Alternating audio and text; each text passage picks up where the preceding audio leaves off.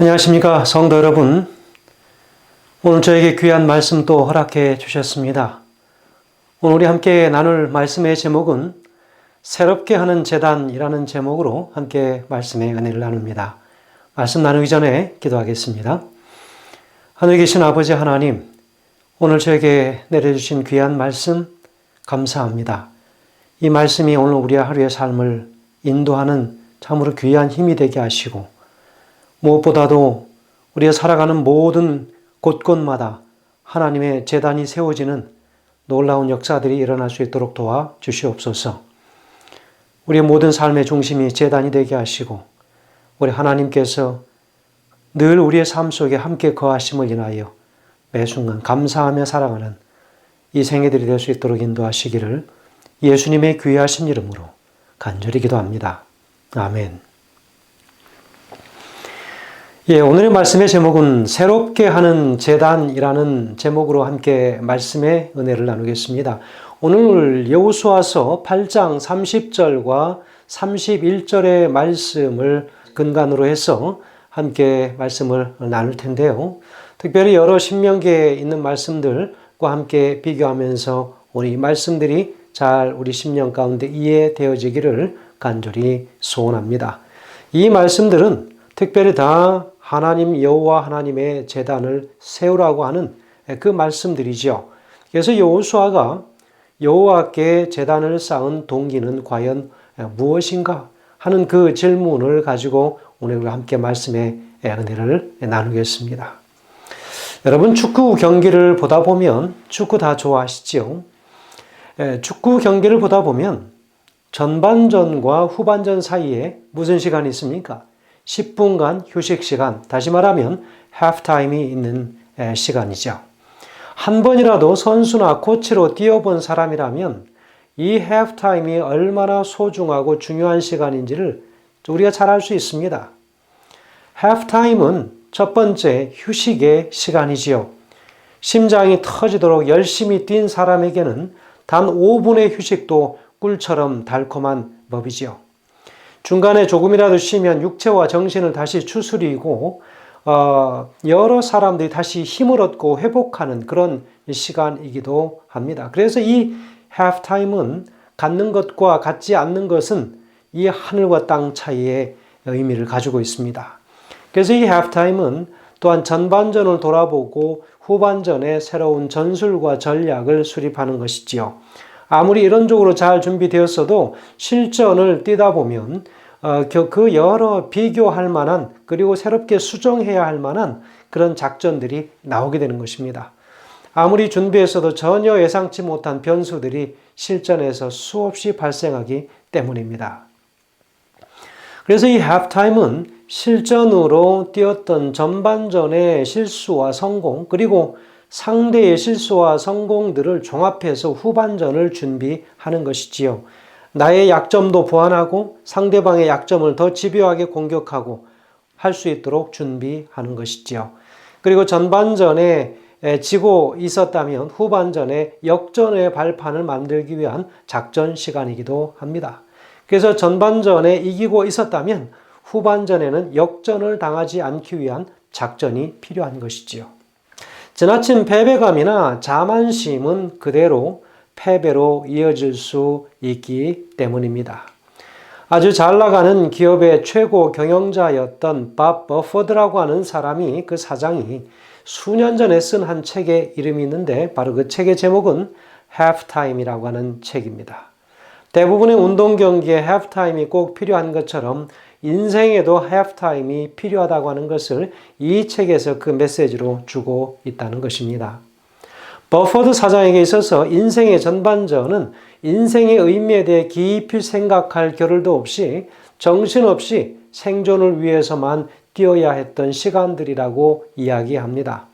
치열한 경쟁을 뚫고 대학에 입학하고 졸업하고 한 사람과 사랑에 빠져서 결혼하고 아이를 낳고 직장에 들어가고 밤낮 없이 일을 해서 승진의 길을 달려야 했고 점차 남들 보기에 괜찮은 집과 살림들이 장만되어지고 집들을 갖추며 살아갑니다. 또 자동차도 필요하고 그런 것들을 외형적인 것들을 갖추며 살아왔습니다. 그저 앞만 보고 그야말로 달렸다고 해도 과언이 아닐 정도라고 이야기하는 것이지요. 정말이지 코에 단내가 나도록 뛴 전반전이었습니다. 아마 우리도 다 그런 인생을 살지 않았나 싶습니다. 아마 여러분이 버포드 사장과 비슷하다면 아마 전반전은 간신히 이기고 있는지도 모르겠습니다. 그러나 우리의 그 입은 부상과 피로가 너무 심할 것이기 때문에 우리는 무엇보다도 halftime이 필요한 것입니다. 때로는 우리가 받은 상처들이 치료를 입어야 하고 또 회복되어져야 하고 하는 여러 그런 과정들이 있는 것이지요. 그러나 우리가 입은 그 부상과 피로들이 너무 심하다고 하는 것 또한 우리가 발견하게 될 것입니다. 인생의 전반전을 비교적 잘 뛴 선수들도 모두 나름대로 격한 태클을 당하거나 부상을 입고 지친 채로 이곳까지 왔을 것입니다. 승리를 위해 우리는 너무 큰 대가를 치르며 살았던 것이지요. 금이 간 여러 부부들의 관계도 있을 것입니다. 전반전에 정신없이 살아온 그 모든 삶의 결과이기도 하지요. 아이들과 서먹해진 관계들이 존재할 것입니다. 소원해진 친구들과의 관계도 있습니다. 그리고 우리가 살아가면서 가진 여러 가지 인생의 죄책감들이 있을 것입니다. 또 어떤 경우에는 술과 담배로 찌들어진 건강과 그 고독한 인생을 경험하게 될 것입니다. 비록 경기는 겨우 이겼을지는 모르지만 소중한 많은 것들을 잃어버린 전반전이었다고 하는 것을 우리는 볼 수 있습니다. 여러분, 우리의 인생의 때는 지금 어느 정도 와 있습니까? 이제는 전반전을 다 마치고 halftime을 갖고 계십니까? 아니면 그 halftime마저도 이제 끝나고 후반전에 돌입하셨습니까? 인생의 halftime에 들어서서 잠깐 숨을 돌리는 순간 여러분은 더 이상 이런 식으로 인생의 후반전을 살 수 없다라고 하는 깨달음을 얻을 수도 있습니다. 전반전은 성공을 위해서 뛰었지만 이제는 후반전에는 인생의 의미를 찾으며 살아가야 하겠다라고 결심하겠지요. 전반전에서는 속도가 중요했다면 이제 후반전에서는 방향이 중요한 것입니다. 전반전에서는 마음대로 모험도 하고 실수도 할 수 있었지만 이제 후반전에서는 좀 더 신중하게 달려가야만 할 것입니다. 게임의 승패는 전반전 스코어가 아니라 후반전 스코어가 가름됩니다. 성공적인 인생의 후반전을 준비하기 위해서는 인생의 halftime이 필요한 것입니다. 의미 있는 halftime을 위해서는 우리는 과감하게 선언해야 합니다. 여러분, halftime을 선언하시게 되길 바랍니다. 아이성 전투의 패배를 극복하고 다시 대반격에 성공한 요수아는 북쪽으로 약 48km 정도 떨어진 에발산으로 이스라엘 백성들을 이끌고 갑니다. 적군의 주둔지도 아니고 전쟁터도 아닌 곳으로 전 민족을 이동시킨 것입니다. 이것은 이스라엘 백성 모두에게 상당히 뜻밖의 결정이었습니다. 이스라엘이 해야 할 일은 계속 정복 전쟁을 수행해 가는 것이었습니다. 적들은 물론 이스라엘 백성들도 이제 다음 성들을 공격할 것이라고 예상하고 있었기 때문입니다. 그러나 여호수아는 가나안 정복 전쟁의 가장 큰 난관이었던 요단강을 건너는 일과 그리고 여리고성과 이 아이성을 정신없이 정복을 하고 이스라엘이 전반전을 간신히 끝마친 셈이라고 판단한 것 같습니다. 이스라엘은 지금 이기고 있었지만 숨이 가빠서 헐떡이고 있었습니다. 여호수아는 바로 이때 후반전으로 들어갈 수 없다라고 그는 직감합니다. 그래서 그는 전 민족에게 육체적, 정신적으로 숨을 돌리고 전열을 재정비할 수 있는 halftime을 선언합니다. 그리고 이것은 무엇보다도 하나님이 전임 지도자 모세에게 내리신 명령이기도 했습니다. 무엇이었을까요?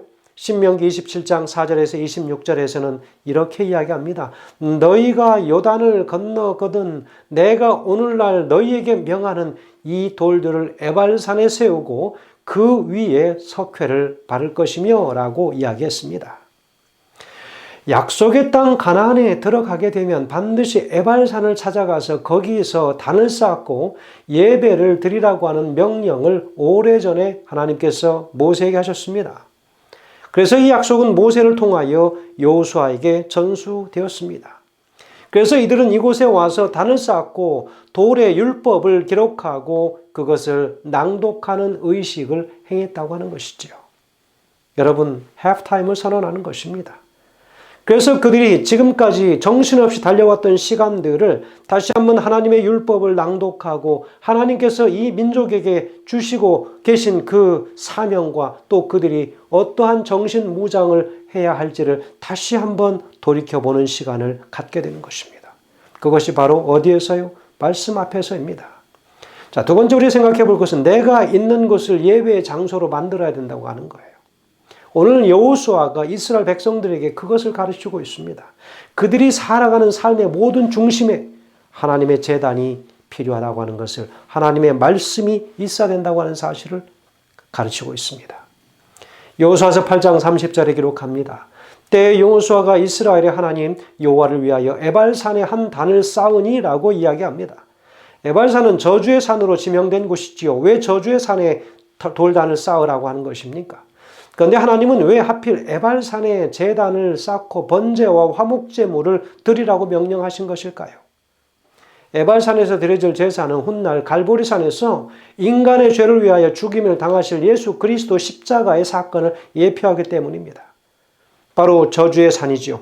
모든 이 땅 인류의 죄를 짊어지고 가실 예수 그리스도, 그 죄로 인하여 그분께서 저주를 받으셨고 이제는 그 십자가를 지시고 죽으셔야 하는 바로 그것을 예표하기 위하여 에발산에 그 단을 쌓으라고 한 것이죠. 죄인은 하나님의 저주를 받아서 죽을 수밖에 없었습니다. 예수님은 저주를 받아서 마땅히 죄인인 우리를 위하여 갈보리산에서 대신 저주를 받고 돌아가십니다. 자신의 생명을 우리 인간과 하나님 사이를 화평케 하는 제물로 내어주셨던 것이지요. 자신이 친히 우리를 위하여 하나님과 우리 사이에 화목제물이 되셨습니다. 여호수아와 백성들은 몰랐지만 그들은 자기들을 위해 베풀어지는 하나님의 놀라운 사랑과 그 놀라운 은혜를 기념하고 있었던 것입니다. 처음 컴퓨터를 선물 받은 아이가 분명히 자기 것인데도 그 컴퓨터의 놀라운 기능을 다 모르는 것처럼 우리는 하나님의 놀라운 사랑 한 가운데 있으면서도 그 사랑의 깊은 의미를 당시에는 다 깨닫지 못합니다. 그러나 우리는 엄청난 사랑을 진심으로 감사하고 경외하는 마음으로 그저 받기만 하면 되는 것입니다. 여러분, 비단 100여 년 전까지만 해도 우리나라 삼천리 곳곳은 귀신들을 섬기는 단들, 그리고 성황당, 그리고 장승들로 가득했었습니다. 마치 미움과 궁핍과 악이 성행했던 저주의 땅, 바로 에발산과 같은 그런 모습들 아니었습니까? 그러나 하나님의 복음이 이 한국 땅에 들어왔고 또 이 땅은 다 하나 둘씩 축복의 땅으로 변해갔지 않았습니까? 하나님이 여러분을 초대하고 만나 주시는 바로 그곳은 이제 더 이상 저주의 장소가 아닌 축복의 장소로 변할 것입니다. 하나님을 만나는 그 순간부터 우리의 인생은 저주의 인생에서 축복의 인생으로 변할 것입니다. 그래서 이스라엘 백성들이 가나안에 정착하여 살면서 그들이 어디에 살든 하나님의 말씀이 있고 하나님을 섬기며 살아가는 그 모든 것은 그들에게 저주의 땅이 아닌 축복의 땅이 될 것임을 가르쳐주고 있다는 것입니다. 세 번째 우리가 기억해야 할 것은 겸손한 마음으로 하나님 앞에 나아가라고 하는 것입니다. 여호수아는 율법에 기록된 대로 에발산에 제단을 쌓되 특별히 철 연장으로 다듬지 않은 자연 속으로만 단을 쌓게 했습니다. 여호수아서 8장 31절에 기록하기를 이는 여호와의 종 모세가 이스라엘 자손에게 명한 것과 모세의 율법책에 기록된 대로 철 연장으로 다듬지 아니한 새 돌로 만든 단이라 무리가 여호와께 번제와 화목제를 그 위에 드렸으며 라고 이야기합니다. 여러분, 신명기 27장 5절에서 8절에는 무엇이라 기록하고 있습니까? 또 거기서 내 하나님 여호와를 위하여 단 곧 돌단을 쌓되 그것에 철기를 대지 말지니라. 너는 다듬지 않은 돌로 내 하나님 여호와의 단을 쌓고 그 위에 내 하나님 여호와께 번제를 드릴 것이며 또 화목제물을 드리되 거기서 먹으며 내 하나님 여호와 앞에서 즐거워하라. 너는 이 율법의 모든 말씀을 그 돌들 위에 명백히 기록할지니라 라고 분명히 기록하고 있습니다. 하나님은 인간의 손으로 다듬어진 것이 아닌 그냥 돌로 된 자연석을 요구하십니다. 당시 가나안 족속들이 자신들의 신에게 예배 드리기 위하여 만든 단은 사람의 기교로 아주 잘 다듬어진 것들이었습니다. 그 다듬어진 것들을 쌓아놓고 어떻게 했을까요? 자기들이 만든 그 기교와 솜씨, 그 기술, 그것들이 하나님을 예배하는 것보다 오히려 더 커 보였다는 것이죠. 그래서 자연스럽게 그 앞에 쌓았던 그 돌들이 다 그들에게 하나님이 아닌 그들의 우상이 되어버린 그런 단들을 보게 되는 것이죠. 그러나 하나님은 다듬지 않은 자연석 제단을 원하셨습니다. 이것은 하나님은 인간의 손으로 조종되거나 해석될 수 있는 존재가 아니심을 의미하는 것이지요. 출애굽기 20장 25절에 내가 내게 돌로 단을 쌓거든 다듬은 돌을 쌓지 말라. 내가 정으로 이것을 쪼면 부정하게 된다라고까지 말씀하셨습니다. 여러분, 이 말씀을 성경 주석에서는 그렇게 표현합니다. 새 돌을 사용한 이유는 이스라엘 백성들이 철연장을 사용하므로 이 단에 그들 자신들을 위하여 어떤 형상을 새겨 우상숭배의 유혹에 빠질 수 있는 위험이 있었기 때문이다 라고 이야기하고 있습니다. 여러분, 하나님은 사람을 너무 잘 아십니다. 하나님을 위하여 만들어 놓은 그 조형물이 너무 자신들의 기술과 기교들이 다 들어가져 있으므로 훗날 하나님을 생각하기보다는 그 만들어 놓은 그 조형물에 인간적 기술이 더 그들에게 큰 우상덩어리가 된다고 하는 사실을 하나님은 잘 아십니다. 다듬지 않은 자연석은 보잘것이 없어 보이지만 있는 그대로의 순수한 모습을 지니고 있습니다. 하나님은 우리가 그런 순수하고 겸손하여 가난한 마음으로 예배를 드리기를 원하십니다. 예배는 인위적으로 만든 화려한 쇼가 아니지 않습니까? 내 모습 그대로 하나님 앞에 겸손히 엎드리는 행위입니다. 자연적으로 만든 제단 위에서 여호수아는 번제와 화목제를 드립니다. 바로 그것은 하나님의 친밀한 교제를 다시금 새롭게 다지는 그런 행위였습니다. 전쟁을 멈추고 모든 것을 제쳐둔 채 이스라엘 전 민족이 에발산에서 제단을 쌓고 하나님께 예배하는 그 장면을 우리가 해야 합니다. 그것은 가나안 정복 전쟁이 중요하지 않아서가 아니었습니다. 무엇보다도 하나님 앞에 헌신과 친교의 시간을 갖는 것이 중요하기 때문입니다. 오늘날도 마찬가지입니다. 여러분, 할 일이 없어서 시간이 남아서 하나님 앞에 나아가는 것이 아닙니다. 할 일이 너무 많기 때문에 그 일들이 하나같이 다 복잡하고 만만치 않기 때문에 숨이 가쁠 정도로 시간이 너무 부족하기 때문에 더더욱 우리는 시간을 따로 떼어서 하나님과 만나는 것입니다.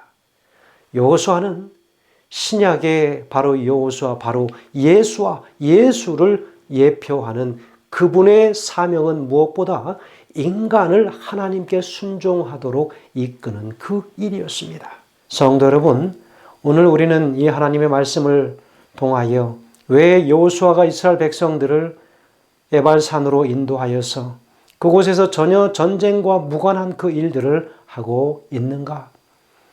지금까지 살아온 그 바쁘고 위험했었던 그 많은 시간들을 이제는 잠시 멈추고 하나님께로 돌아가서 그들의 마음을 하나님께 드리며 하나님께서만이 그들의 모든 삶의 중심이 되기를 간절히 소원하고 있습니다.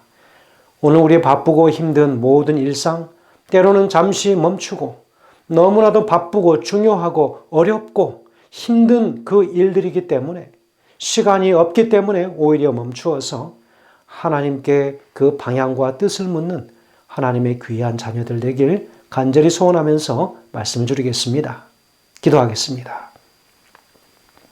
하늘에 계신 아버지 하나님, 오늘 저에게 귀한 은혜 주셔서 여호수아로 하여금 이스라엘 백성들이 잠시 멈추어서 하나님을 다시 가까이, 잠시 잃었던 그들의 힘이었던 그 진정한 그들의 인생의 목표를 다시 한번 설정하고 잠시 흐릿했던 하나님의 형상을 다시 한번 분명하게 밝히는 귀한 시간을 갖게 하셨사오니 감사합니다.